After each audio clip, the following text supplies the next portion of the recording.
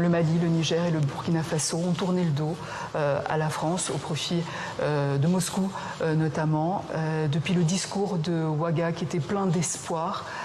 Vous, est-ce que vous avez des regrets par rapport à ça? Des regrets, moi j'en ai beaucoup pour la jeunesse de ces pays, je vous le dis, parce que c'est une jeunesse à laquelle je suis éminemment attaché. Je ne dis pas ça parce que vous êtes là, mais parce que, là encore, on a des millions de Maliennes, de Maliens, de Burkinabés, de Nigériens qui arrivent en France, de familles partagées, parce qu'on a tellement fait avec ce pays. Parce qu'on a des dizaines de jeunes soldats qui sont partis mourir pour éviter que les terroristes djihadistes prennent possession du pays. Que je peux pas vous dire, je suis heureux. Mais je mettrai peut-être une réserve. Qu'est-ce qu'on a mal fait? Qu'est-ce qui s'est passé?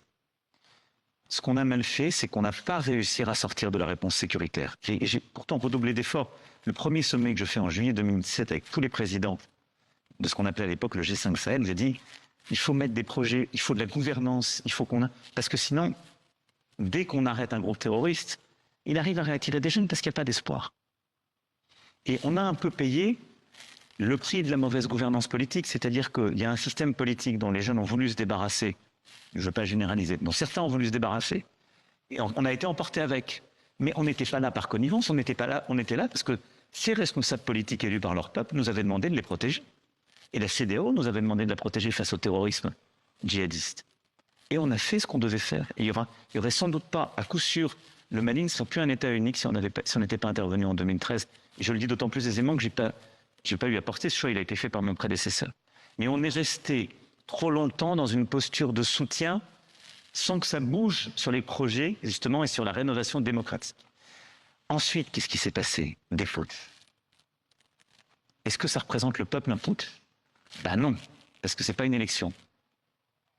Et donc je dirais, en bon français, the jury is still out. Parce que la jeunesse, elle s'est pas exprimée, elle n'a pas voté. Et au bout de quelques années, moi je n'ai pas commenté les choses, comme ils voulaient plus lutter contre le terrorisme, c'est retiré. Anne Schwazing, il y en avait plus.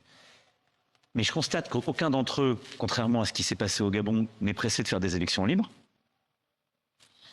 Et que, qu'est-ce qu'ils ont fait au bout de quelques années? Ils ont été appelés l'assureur en dernier ressort de leur sécurité, pas de la sécurité de leur peuple, les Russes. Qu'est-ce qu'elles font, ces milices russes? Parce que ce sont des milices privées et publiques. Elles mettent la main sur les ressources et elles protègent les putschistes. Mais elles ne se battent pas contre le terrorisme, elles ne protègent pas les gens.